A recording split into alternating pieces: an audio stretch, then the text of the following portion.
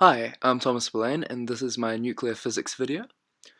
So in the equation here we have 131 and 53, and it's emitting an electron. An electron is a negatively charged particle, and so therefore there is no nucleon lost, but there is a proton gained as it's negative.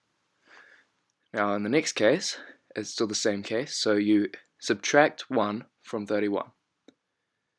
With boron, it's still emitting another electron, so it's still 0, and you add 1.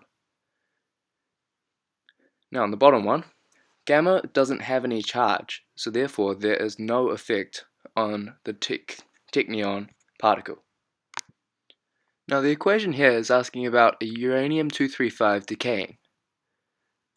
Now, in this case, an alpha particle is a helium particle, well, helium isotope, which is 4He2, and a beta particle is an electron. Now, if you count them, there are 7 alpha particles and 4 beta particles. When the uranium-235 emits 7 alpha particles and 4 beta particles, the following will be the equation. So you times the alpha particle by 7 and you times the beta particle by 4. And this will give you an easier way of working out the equation.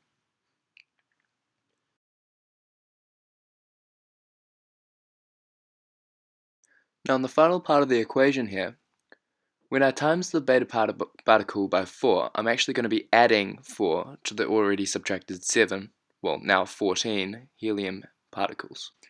Now in this next equation, we're going to be working out the proton number first.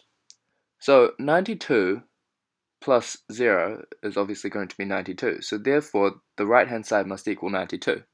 So if you subtract 55 from the 92, this gives you 37.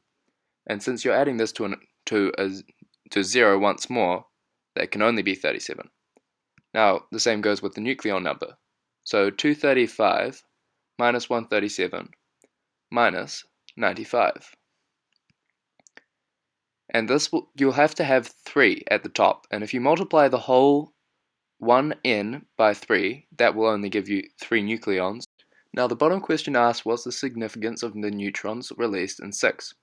Now it will always be the constant, so the left hand side must equal the right hand side, so therefore it's the same as the sum of the neutrons on the left hand side. So the top question here asks what's conserved in a nuclear reaction, and the answer here is energy. Energy is always conserved in a nuclear reaction.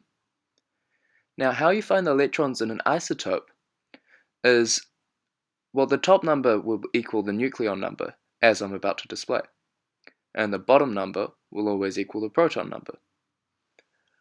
And if you subtract the two, this will give you the electron number. So question 10 asks, what is half-life? Now half-life is when the decay, the time that it takes for an element to decay, is halved each time, and therefore its lifespan is halved. And now half-life will always be constant, and therefore it will constantly continue to halve its life until it is infinitely small and insignificant.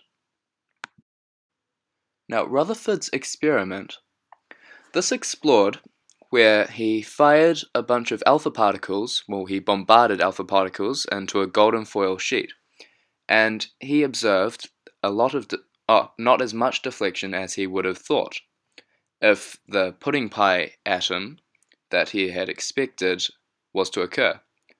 Now what this displayed was that the atom is actually mostly empty space, and in the center is a densely packed nucleus, which contained neutrons and protons. Now question 12 asked us to define what is a nucleon number. Now a nucleon number will actually be the summation of neutrons and protons in an element or isotope.